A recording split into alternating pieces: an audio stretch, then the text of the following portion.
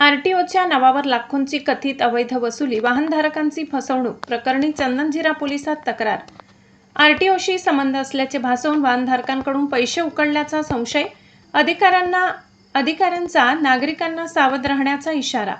RTO कार्यालयातील अधिकाऱ्यांच्या अंगावर वाहन घालण्याचा प्रयत्न, शिवीगाळ व जीवे मारण्याच्या धमकी प्रकरणी चंदनझिरा पोलीस ठाण्यात एका जणाविरुद्ध गुन्हा दाखल।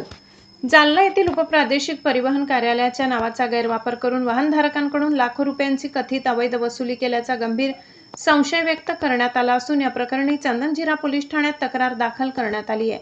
तक्रारीनंतर पोलिसांनी चौकशी सुरू केली असून संबंधित व्यक्तीविरुद्ध पुरावे संकलित करण्याचे काम सुरू असल्याची माहिती आहे।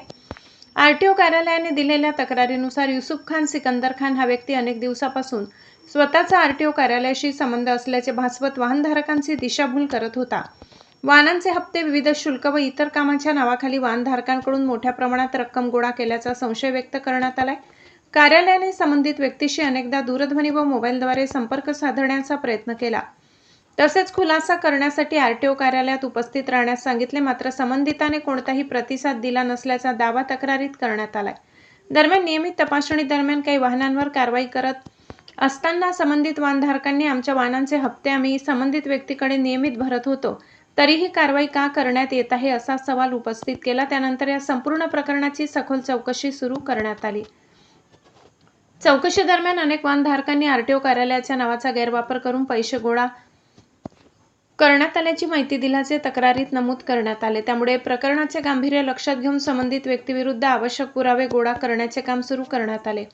चंदनझिरा पोलीस ठाण्यात दिलेल्या फिर्यादीनुसार 3 जुलै रोजी आरटीओच्या वायुदूत पथकाच्या अधिकाऱ्यांना शिवीगाळ, दमदाटी व शासकीय कामात अडथळा निर्माण केल्याचा आरोप संबंधित व्यक्तीवर करण्यात आलाय।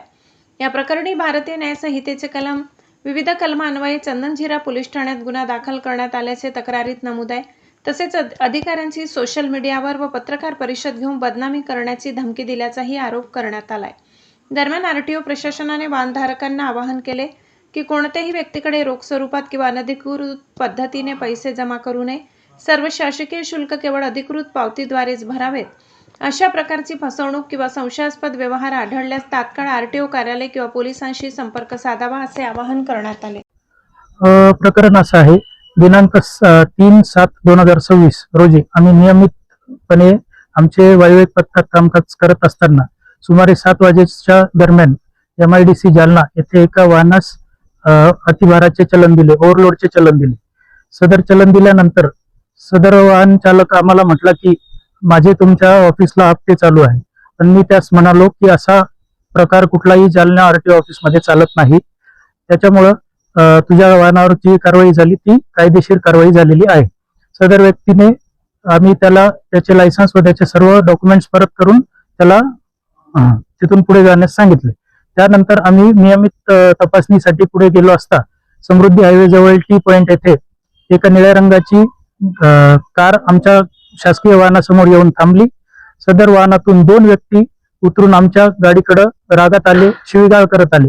आम्ही खाली उतरलो असता शिवीगाळ त्यांचा इतका प्रचंड होता आणि त्यांनी माझ्यासोबत असलेले अधिकारी श्री निलेश अहिरे यांची कॉलर पकडली, त्यांच्या हातातील ई चलन मशीन हिसकावले।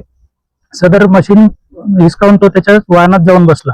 त्यानंतर आम्ही त्याच्या वाहनात आमचे मशीन परत घेण्यासाठी गेलो असता त्याने आमच्या अंगावर गाडी घालण्याचा प्रयत्न केला। सदर प्रकार हा प्रचंड भीतीदायक असल्यामुळे आम्ही जवळील चंदनझिरा पोलीस स्टेशन येथे तक्रार नोंदण्यासाठी गेलो व तेथे संपूर्ण प्रकाराची तक्रार आम्ही तिथे नोंदवली आहे।